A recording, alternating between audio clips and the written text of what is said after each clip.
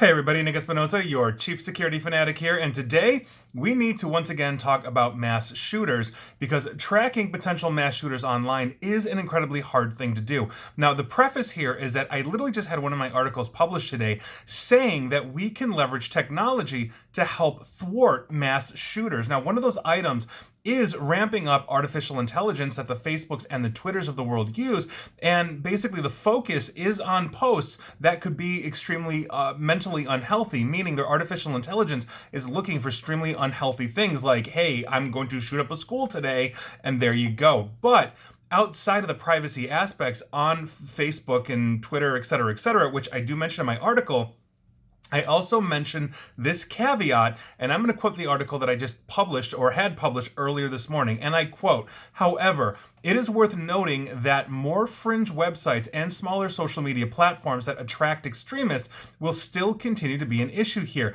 These type of terrorists want the largest audience possible to witness their quote-unquote point, so they tend to stream on the largest platform they're at least remotely affiliated with." And I talk about that in the article, how while they're using, let's say, smaller or more private social media or communication platforms to talk with their followers, if they're affiliated with a larger platform that gets them more public, such as a Facebook, Twitter, Twitch, you name it, they're going to use that to actually do their deed on top of just, aside from just, like let's say streaming to their 10 friends or whatever it is. They want that big splash. They want that notoriety. It's one of the reasons why they do it. And there have been books and psychologists out there that have harangued on that point quite a bit. And so with that, the Washington Post actually just released an article which bolsters my exact point here. And that article from the Washington Post is entitled, "As Young Gunmen Turn Towards New Social Media Networks, Old Safeguards Fail." And here's what's going on here, because this, I think, really dovetails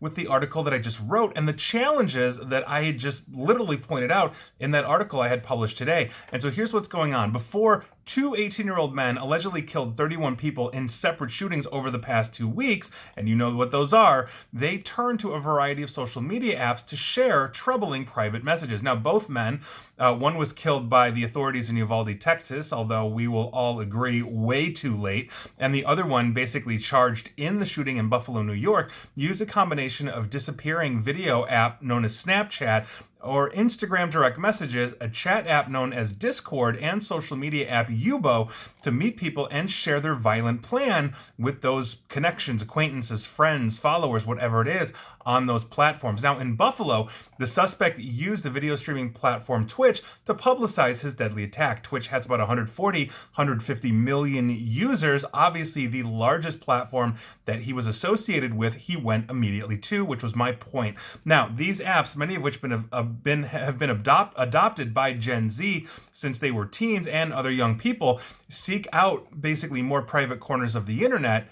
These private corners are ill-equipped to police any kind of content, especially this kind of content. They're fundamentally designed to keep communications private, presenting different challenges than Facebook, YouTube, and Twitter, where violent screeds and videos have basically been algorithmically amplified to millions of viewers. There's actually been studies done on that. The more angry the post, the more Facebook makes it viral because it's better for their bottom line. They make more money on ad revenue for anger. That obviously is a huge problem. But with these small, isolated apps or platforms, it's a different animal. Now, the way basically that generation uses social media more generally could render years of work to spot and identify public signs of upcoming violence essentially obsolete. And that's obviously a huge issue. Now, recently, Texas Governor Greg Abbott said basically on that Wednesday that basically the Texas gunman wrote on social media, quote, "I'm going to shoot my grandmother and I'm going to shoot an elementary school shortly before the attack." I mentioned that in one of my videos. I mean, what a crazy guy.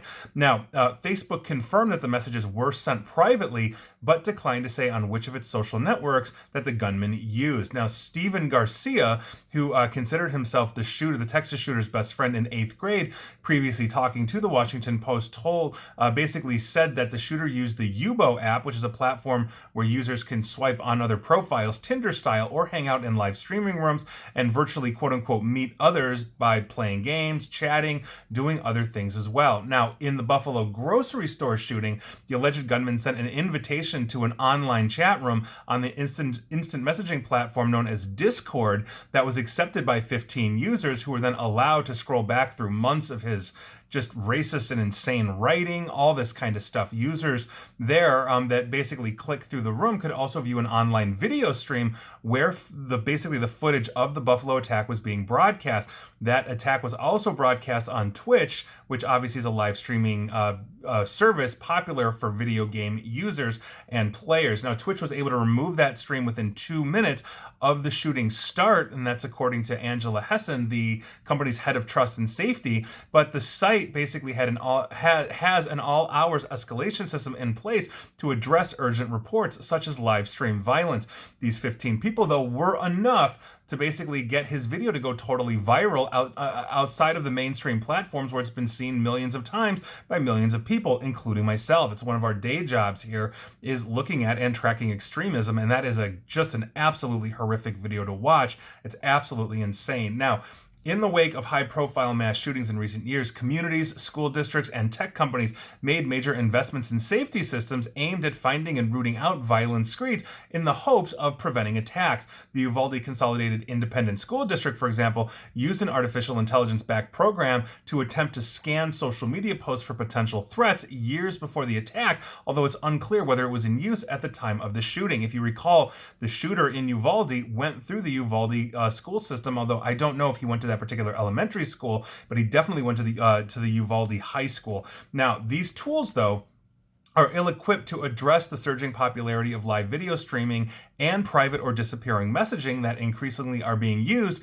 by young adults and teens, those that are typically, in that core demographic, to basically become a mass shooter at this stage of the game.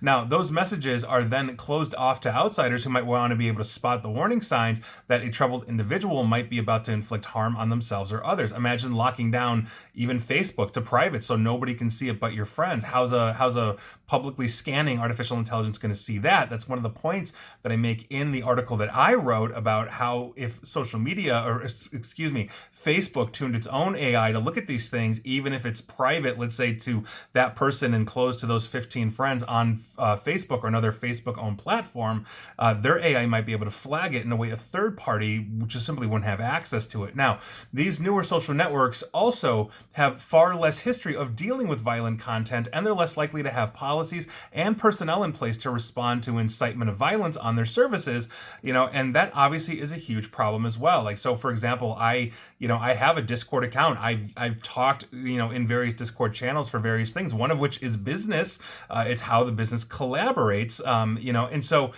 it's used oftentimes for very innocuous things, but nevertheless, here we are. It's very hard to basically scan and find these things if you're not invited into that specific instance where all of those users are in that ecosystem. Meaning, if you're not part of that Discord channel that, the shooter is part of, or you're not allowed in there, how can you see it?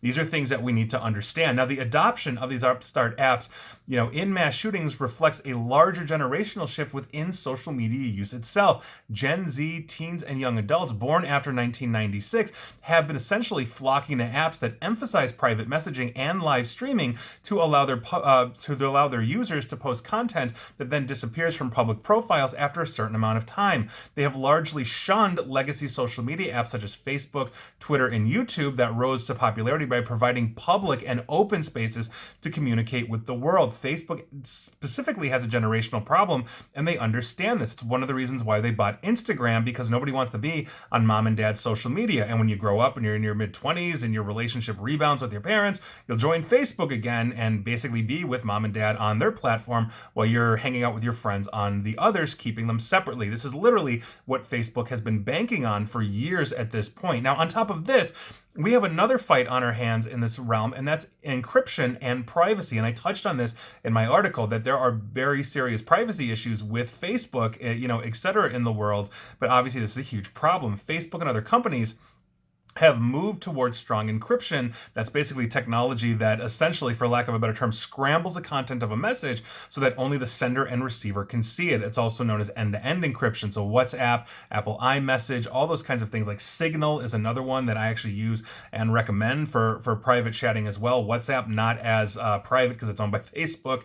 And also Facebook has said that it wants to introduce encrypted messaging by default, basically setting that into Instagram and Facebook Messenger as the default standard, prompting a backlash from politicians and officials that warn that law enforcement basically will have a huge time or a huge problem and difficulty investigating things like violence. Meaning, if you are, transmitting something that is illegal or violent, let's think of like child abuse, those kinds of things, if they're encrypted, it's harder for law enforcement to essentially see it. And that is the balance that we have to figure out between, our privacy as we are, let's say, innocently communicating with one or another person versus those people that are communicating and coordinating everything from insurrections to mass shootings on these platforms. And so that's obviously a huge thing. Now think about it in terms of the evolution of social media basically being similar or akin to the evolution of musical choices. When music basically started really coming into its heyday, and obviously there's been music for every generation, if it didn't get radio airplay, you probably didn't hear about it. Meaning you had the Beatles, you had the Stones, you had the Monkees, you had a whole bunch of others. But as the internet was adopted, essentially what happened is, while you still had all of those choices and you can still love those choices, now because we are all interconnected, you're introduced to different types of music, different artists that you normally would never have heard of. I mean, perfect example, The Weeknd, who's a rapper, basically got his start, from what I understand, on SoundCloud, never got airplay in his life, and now he's one of the biggest things out there. That's what I'm talking about here. So if you look at the evolution of social media, originally it started with like the AOL chat rooms and groups and all that kind of stuff, moved in towards Friendster, and then Facebook obviously dominated that, YouTube obviously on the video side of that, and now we are moving back into more segregated, into more isolated pockets of social media, and that's going to be a lot harder to track because these organizations, as they were just saying, the Discords of the world don't have the army that a Facebook could throw at this potential problem, or even the horsepower to run the artificial intelligences. And if they can't basically get into these channels because they're end-to-end encrypted, then again, you can plot the end of the world and literally mean it, and only you and your hardcore followers may see it. These are things that we have to grasp. I mean, I'm a privacy advocate. I'm all for strong encryption. The overwhelming majority of us are not planning on ever in our entire lives shooting up a school or overthrowing a government or doing any one of those things. But those people exist. Those people are motivated. And nevertheless, we've got an issue. It's the same with, the gun control. No law-abiding, sane, rational person, whether you're pro-gun or anti-gun, wants to see a school shooter basically get a gun and go shoot anybody up, or any kind of shooter, shopping mall, office. You take your pick. Nobody wants to see a mentally deranged person do this, yet here we are. Same on the social media side. So this is going to be a very interesting debate. What we are essentially seeing, I think, is the slow death, and I've talked about this in a previous video, slow death and replacement of the traditional social media platforms like the Facebooks of the world with these new, not marginalized, but isolated and pocketed types of social media that basically put us in our niche. And so I think that is something that we have to address, because as we are trying to figure out solutions and ways to actually stop these kinds of shooters, because as I mentioned in my article, and feel free to go read it on smirconish.com, the government's not going to help us here. They are not. If we have not seen any movement since Columbine or Sandy Hook or any one of those in terms of gun laws, basically we're on our own. And so by virtue of that, we need to figure out how we're going to address this, and internet and technology and social media is one of those ways. And so that is your news of the day. And please like, share, follow me here on Facebook and Twitter at NickAESP, or please feel free to subscribe to me at YouTube as well. Again, all my stuff is public. You can see what I do. And as always, stay safe, stay online, and please attempt to stay private, unless you're a mass shooter, in which case please make yourself known and report to local mental health authorities. You need help. You really do. Take care.